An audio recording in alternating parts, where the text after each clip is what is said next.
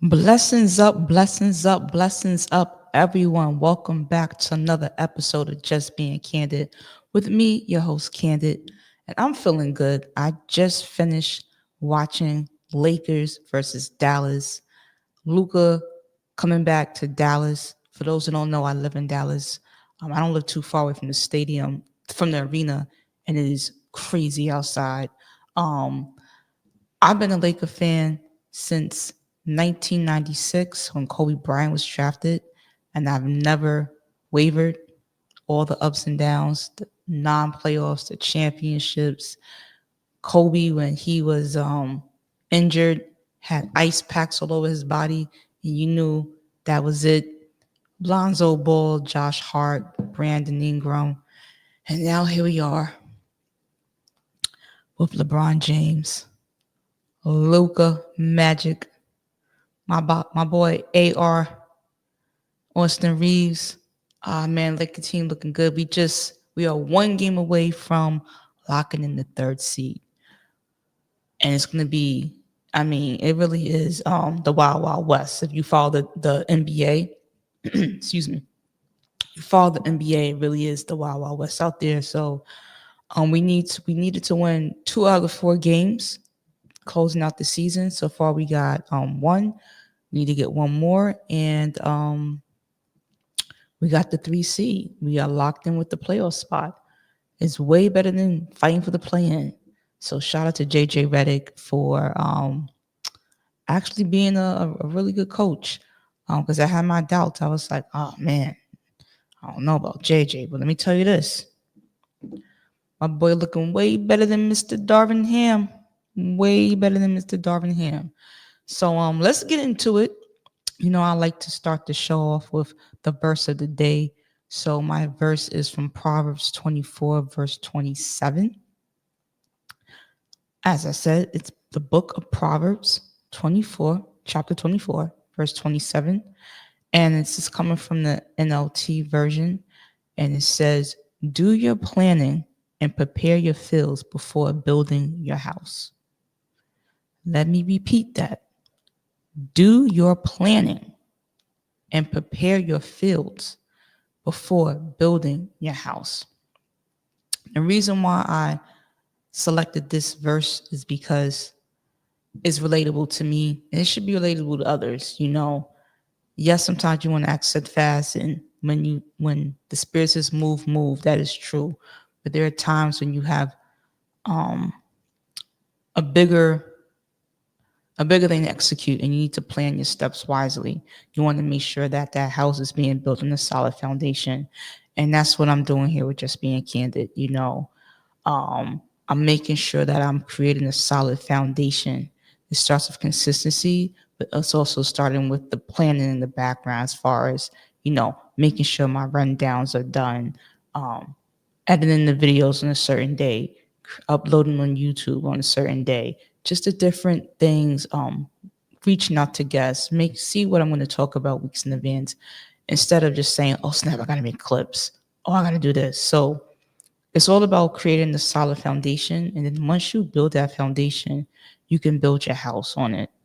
You know, no one is out here building their houses on um, paper or on glass. So it's the same thing when it comes to whatever it is you want to achieve. Maybe starting a business, you want a solid foundation and having a plan on that. Um, when you're going into marriage, you want to make sure that you have a solid foundation with your spouse, um, your career, whatever it is. Just make sure that you are planning. And one thing about planning, make sure you also planning for what could go wrong. So that way, when it does go wrong, well, if not one, if it does go wrong, at least you are prepared for um, those obstacles per se. Now, on today's show, I wanted to discuss um, a few different topics. I wanted to talk about why I'm taking fitness more seriously. If you follow me on Instagram or on TikTok at Just Be Candid, you will see like me in the gym working out. You'll see me juicing, you know, showing some recipes. I really love to juice. I do it like 3 to 4 times a week. So I wanted to go into like why I'm taking fitness more seriously. Then I want to talk about my love for Formula One. That's gonna be another topic that I'm going to bring into the show as more episodes go on. But first, let's talk about getting serious about fitness and health in your 40s. For those who don't know, I am 41 years old. I'll be 42 at the end of the month. I look great for my age. I still get carded, which is fantastic.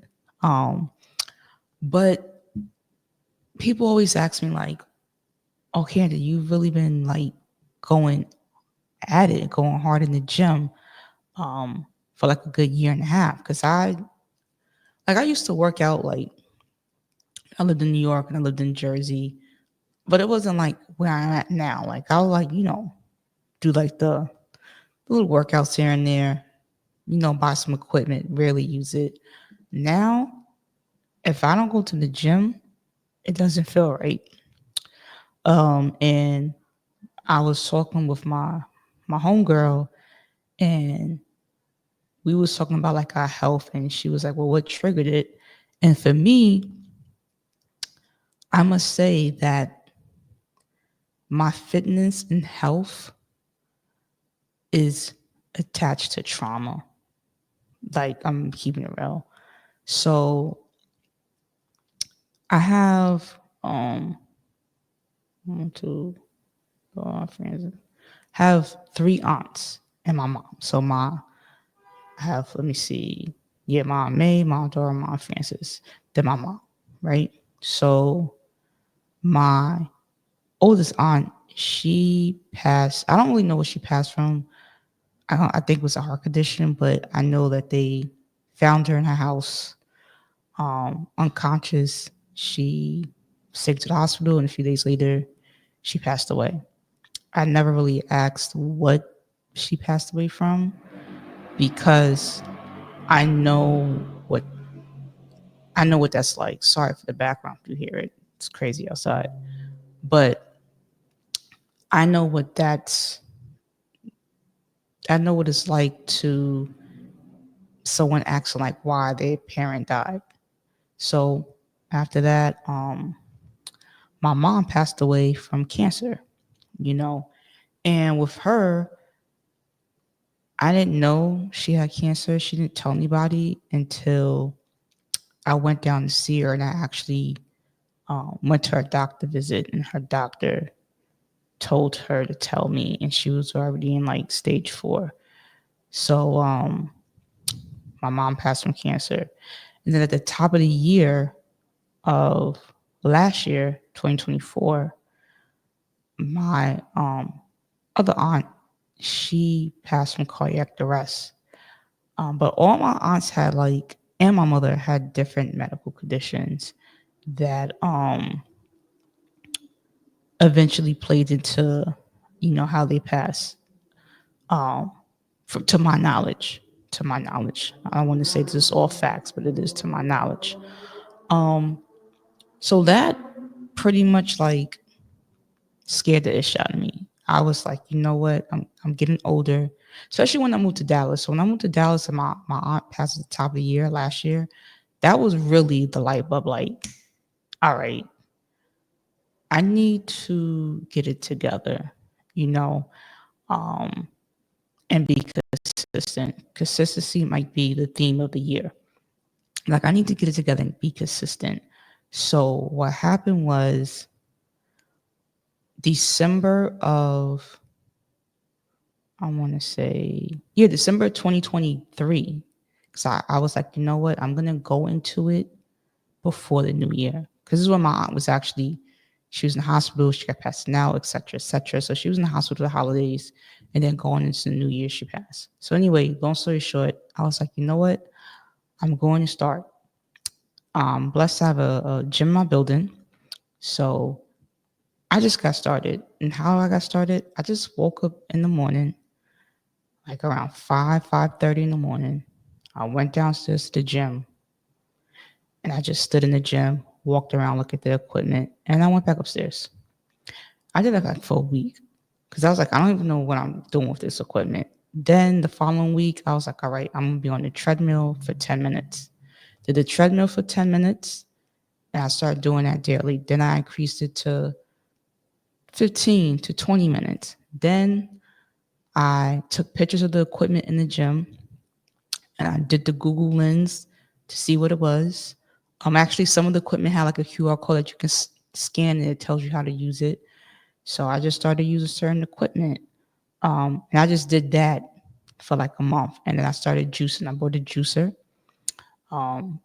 Started juicing to just increase my iron. And then I went into the new year and I just kept at it. I just kept going to the gym, doing different workouts. I went on YouTube. I followed this YouTube couple called Toya and Juice. They had a lot of good workouts on there. So I would just figure out my workouts for the week, go downstairs to the gym, and participate with Juice and Toya. Eventually by the summertime of last year, I well, I can't think of it. Oh, I decided to join the gym.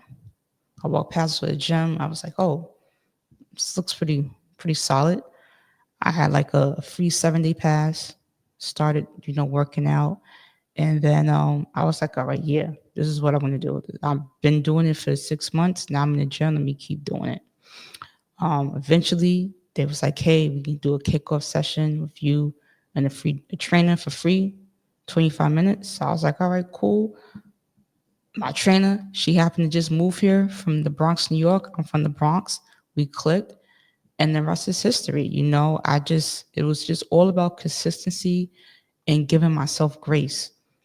And it's now become a lifestyle. Like, it's the way I work out, the way I eat, the way I am more conscious of what I put into my body. I definitely beat labels. I definitely stay away from a lot of foods. The one thing that's been hard was the sweets.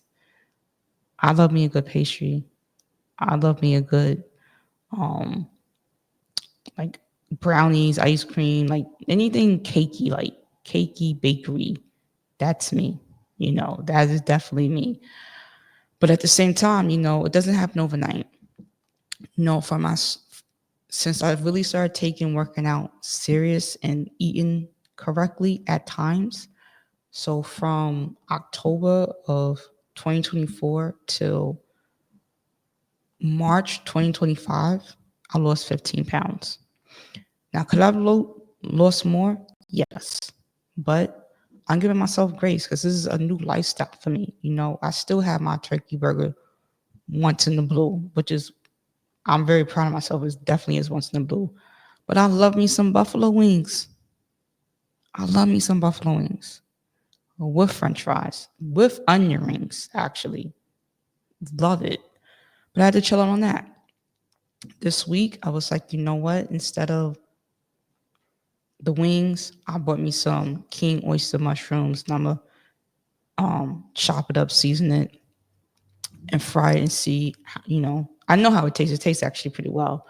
But I always had it in a sandwich. So I'm going to see if I can use it as a chicken tender substitute. But it's just also finding different ways and different recipes that are a little more healthier, and you gradually just become healthy. It didn't happen overnight for me. When it comes to like, I don't remember the last time I had a soda. I don't drink alcohol like that. Like, it's very rare. I have to be like in a social setting. I'll probably just have one drink, maybe two, you know. But if you are in your 40s, 50s, or even if you're younger, you know, one, when it comes to working out, establish your why. So that way you can remember. Like I told you, my why was connected to triggers, to trauma. I think about my health and how the elder statesmen, women in my life, how they passed away from sicknesses. I don't want to pass away from sickness. If that's in my plans, God, I don't want to do that. So is one, figure out your why. Then just get started. If you're like, you know what, I'm just gonna do 10 jumping jacks every morning. Do your 10 jumping jacks every morning. Week 1, week 2, do 20 jumping jacks and do 5 sit-ups. But do something. Or if it's like, oh, no, I'm gonna walk for a mile. Do that walk for a mile. But just start. It always starts with showing up for yourself. You know, you're not doing it for anybody else, but for you. I know the people like, oh, I want to get that revenge body or XYZ. Do it for you because your health is your priority and your health is your longevity and what's going to get you that success that you want because you're here to live. You're here to live for your family, your friends, and for you. The benefits of having a trainer, though, if you want to go that route, for me, it's all about accountability. So I could work on my own now, but when I was first working out with my trainer, it was definitely tough. I used to complain all the time. There was times where I really wanted to cry in a little workout, but I didn't want to look like a weak one. You know, I did not want to look weak, and I'm not going to hold you. My trainer is 50 years old. She doesn't look it. So it's like, there's no way if she can do it, I can do it. You know, like I know this is her profession, but it's just something hearing about someone's 50 and you're 41. And, you know, just I felt the way I was in my feelings, call it ego. But the benefit of having a trainer is the accountability, learning different workouts. And if your trainer is has different certifications, teaching you how to eat. That's one thing she's taught me is how to eat better, how to portion control, calorie counting, um, working out an hour after I eat to burn the calories because you just eat and go to sleep. It turns into fat. So just different things like that. So I don't want to be long-winded about it. My overall goal is just to say, take care of your health. You know, you don't have to get in a gym, but just add some type of activity where you're working out for like 20 minutes a day or every other day just to get your body, you know, mobile. I don't know about you, but I don't want to be 60, 70, 80, and I can't bend down and tie my shoes. I need someone to help me use the bathroom. That's not going to be me. When I'm 70, 80s, 90s, people are going to be like, Candid, where you going? You walking too fast, XYZ, because I took care of myself while I'm at this stage of my life. So yes, take care of yourself. Now, I want to talk about one of my favorite sports. Yes, I did mention the Lakers. I love basketball. My top favorite sports is basketball, football, and Formula One racing. And I wanted to talk about how I got into Formula One. So I want to pull up this image here. For those who don't know, we got the Formula One right here. Let me just change this. Formula One Drive to Survive. This is on Netflix. It came out in 2019, and let me just read it to you really quickly. The drivers, managers, and team owners in Formula One live life in the fast lane, both on and off the track. The docuseries gives viewers exclusive, intimate access to the people in one of the world's greatest racing competition, Formula One. I watched this during COVID. Who wasn't watching whatever during COVID? I watched the first episode and I was like, let me watch another one. And it's COVID. I ain't gotta be at work. So I'm watching it, and then I always knew who Lewis Hamilton was, being the first and still only African American. No, he's not American. Being the first black Formula One driver, and he's won, I want to say, 7 or 8 championships. So I watched that docu-series. Right now, they're currently, I want to say, in season 4. And I just fell in love with it. One day, a race was on ESPN, and I just followed it. And what I love about Formula One is competition. So how it's set up is you have 20 drivers, you have 20 drivers, and each team has 2 drivers. So for instance, Lewis Hamilton, he's now on Ferrari. Ferrari has him, Lewis Hamilton, and Charles Leclerc. Red Bull has Max Verstappen and Yuki. McLaren has um, Lando Norris and Oscar. I can't think of his last name. So you get it. Like each team has 2 drivers, and the goal is to have the fastest time and basically to lead. Some races are 58 laps, other races are 60, some are 40, but these guys are in their race car for 2 hours driving nonstop around the circle. But it's the strategy of the whole competition. And I just fell in love with it because I love me a good competition. But at the same time, I can watch any sport except for baseball. I can watch swimming. I can watch lacrosse. I can watch rugby. I watch tag on ESPN. I can watch bowling. I can watch cornhole. I watch sports. But Formula One is a really great one. Then also, they go to all these different countries: Monte Carlo, Italy, Japan. They was just in Japan this past Sunday. Um, the final races in Abu Dhabi. They go to China, or it starts off in Australia. They're out here in Texas and Austin. I want to go someday. They're in Vegas and Miami, and there's all these different tracks, and each track is level of difficulties. Um, the track also affects the tires. It's just so much in Formula One. But one thing I did notice about it is, for me, at this moment, there's not too many Black people who watch Formula One. And also, there's not too many people in general who have knowledge about how Formula One works, because one, is not advertised heavily. Like, I've never turned on ESPN in the morning, and I'm a big ESPN watcher. Like the Get Up on ESPN with Mike Greeny. I watch Fox Sports Speak, one of my favorite shows, Speak, on Fox with Joy Taylor, Keyshawn Johnson, Paul Pierce. That's like the best trio right there.